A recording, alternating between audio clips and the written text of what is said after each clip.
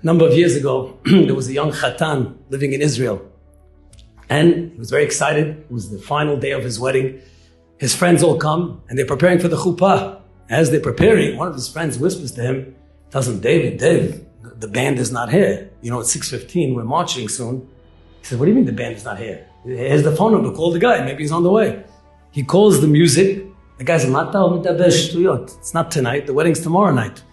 Somehow they mixed up with the Hebrew English. You know how you say Tedvav is like today's Chavav, but tomorrow is really Chavav, but today Chav 26. So he mixed up the dates and he gave him by mistake the wrong date. Now, this fellow's not having music at his wedding.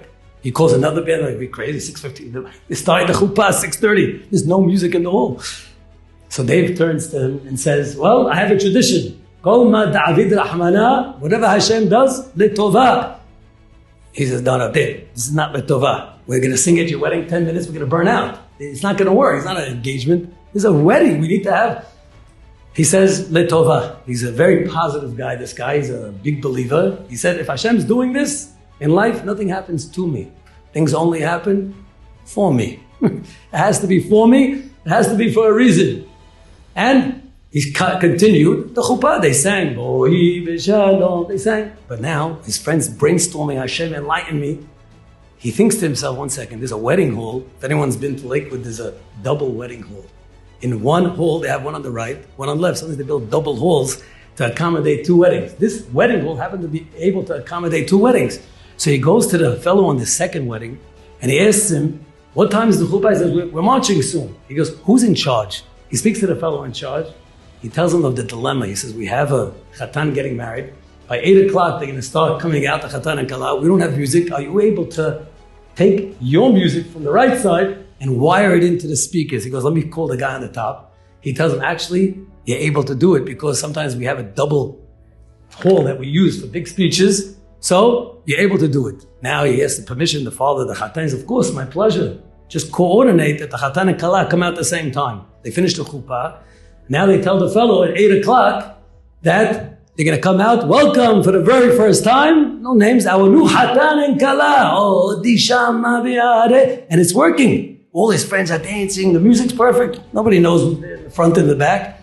And they're going 15 minutes until on the right side, the Rosh Yeshiva walked in. Now, everyone knows when the big Chacham walks in, what do we sing? The music shifts. But Ashkenaz, it's Yomim al Yemei Melech Tosif. And they start singing. Now on the left side, his uncle, a great uncle, he was an old grumpy guy.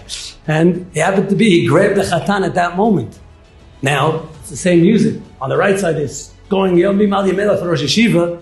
And for this guy, it's an older man, when they're grabbing him, and then when the boys hear that song, Yamim, and they're on cue, they start whirling around him. They say, it must be a Lamed Vav, Tzaddik. Who's this guy? We don't know. And the music's going loud and loud and pumping, and the uncle's, his face is shining in his life. He never got so much kavod. He says the whole entire place was singing and dancing for him. After they finished the wedding at 11 o'clock, the great uncle called his nephew aside. He says, for all of my nephews, I always give $500 for the wedding. But for you, this wedding, you treated me like never anyone in history. He said, tonight, true story. He wrote a check for $50,000. For what? He said, for down payment for an apartment for you. Why? Look at the kabod. He turned to his friend. He said, didn't I tell you letova? I told you it was letova. He said, hey, if it was up to me,